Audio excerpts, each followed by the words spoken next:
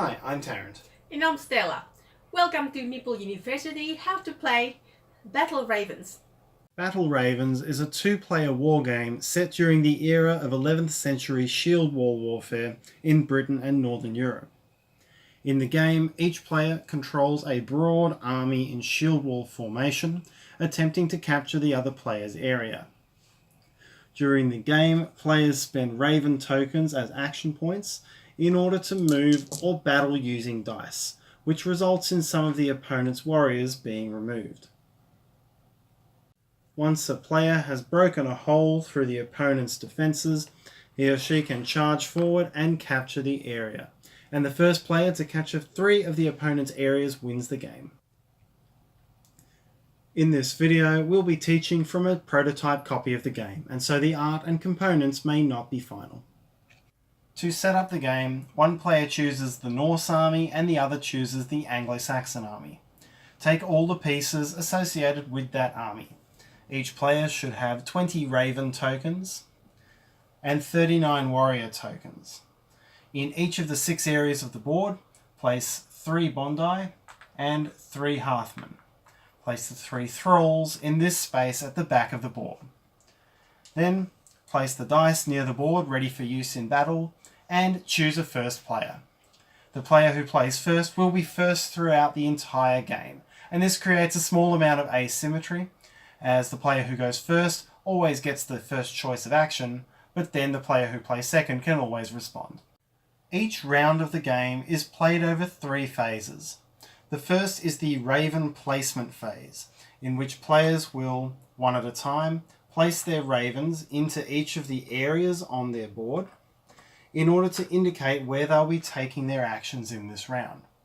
Then, one at a time, players will spend Raven tokens, returning them to their supply for the next round, in order to take actions in that area. And this can be moving, or it can be engaging in battle, attempting to destroy the other player's army. The other player can also spend Ravens to defend. After all of the Ravens have been spent in a given round, there's a short end of turn phase before play proceeds to the next round, which goes in the same way. This continues until someone has claimed 3 areas and won the game. First, we'll go through the Raven placement phase. Starting with the first player, the player takes any number of his or her 20 Ravens, chooses one of his or her 6 shield wall areas, and then places those Ravens into it. The maximum number of Ravens in a given shield wall area is 9. The second player then makes a placement into one of his or her areas, again choosing as many as he or she wishes, and may choose from any of the areas, either responding to the one where the first player placed, or putting it into any other one. Play then goes back to the first player, who chooses another area and places Ravens into it. This continues until players have placed all of their Ravens. Players cannot go back and place more Ravens into an area which already has its Ravens placed. So if a player goes weak in an area and then sees their opponent put a lot of Ravens into the corresponding area, he or she is stuck in that position without a lot of defenses.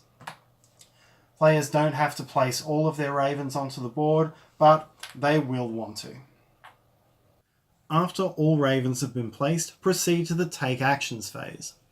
In this phase, beginning with the first player and then alternating between the 2 players, players may spend 1 or more Ravens from a single area to take actions in that area. Players do not need to spend all of the Ravens in a given area at the same time. They can go back and spend more Ravens there later.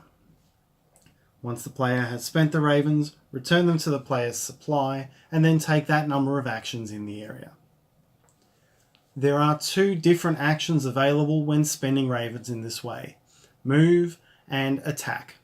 And all of the Ravens removed on a single turn must be used for the same one of those 2 actions. To take the move action, the player moves the number of warriors from that area into one of the adjacent areas on his or her shield wall. So by spending 2 Ravens in this area, the player could move any 2 warriors into one of the adjacent areas.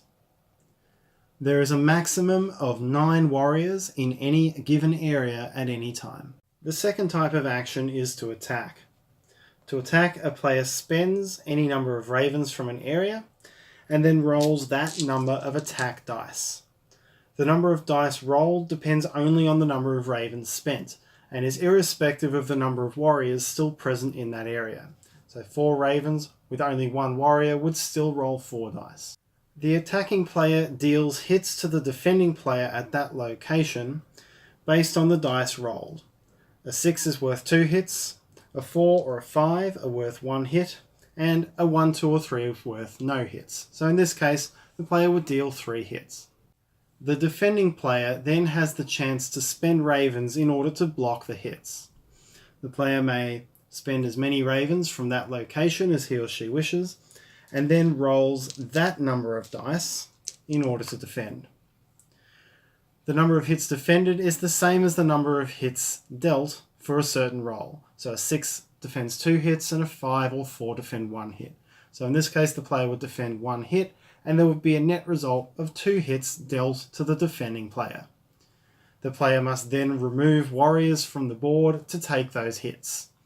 A Bondi warrior can take 1 hit and a Hearthman warrior can take 2 hits.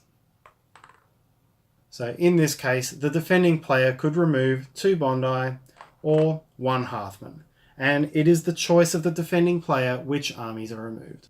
Spending ravens to defend does not count as that player's next turn, so the defending player would be the next one to take actions by spending different ravens from somewhere on the board. When attacking or defending, a player may use his or her thralls in order to re-roll dice.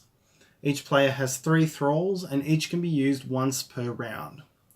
After completing a roll, the player chooses how many dice he or she wishes to re-roll, spends that many thralls, again regaining them at the end of the round, and then re-rolls that many dice, taking the new result. Dice that have already been re-rolled using thralls cannot be re-rolled again. In the actions phase, when a player successfully removes the last of an opponent's warriors from an area, the player does not immediately claim that area. This happens at the end of the round. And so the opposing player does still have the chance to shuffle warriors into that space in order to avoid losing it until a later point in the game. At the end of a typical round in which no players have lost any territory, each player simply regathers his or her ravens and regathers his or her thralls, putting them all in their original places, ready for the next round of raven placement. However, if a player can capture an opponent's area, this is the point in time in which this happens. An area is captured when a player has no warriors in it, and the opponent has some warriors facing it. When this happens, the opponent moves all warriors from that opposing area into the area that he or she has captured. This now counts as one of the 3 areas that that player needs to capture to win the game. When a player loses an area of territory, he or she must discard 3 ravens from the game and loses one of his or her thralls. So as your shield wall starts to get broken down, your ability to fight back will be diminished. But on the opposing side, any warriors which are moved forward to capture this area are now out of the battle. And so if a player breaks through his or her opponent's shield wall but has too many warriors in that area, he or she will lose many of their warriors for the rest of the war. The breach in the shield wall impacts the movement rules slightly for the rest of the game.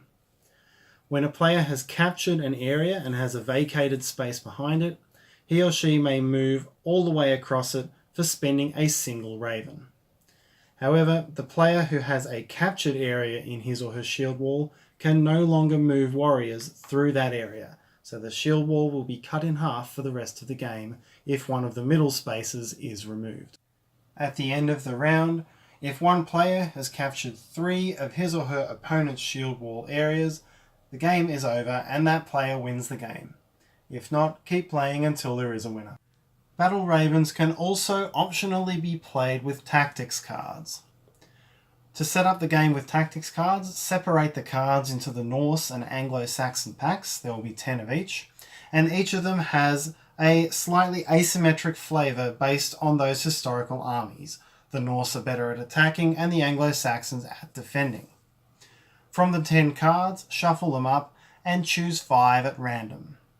These are kept secret from your opponent. Each card may be played once off during the game for a single benefit, as printed on the card. Each card will tell you the specific point of time at which you can play it. And that's how to play Battle Ravens. We hope that you enjoyed the video and we hope that you enjoy playing. At the time that we filmed this video, the project was coming soon to Kickstarter, so do check it out there if you're interested. And please click on the Meeple to subscribe to our channel if you'd like to hear more from Meeple University.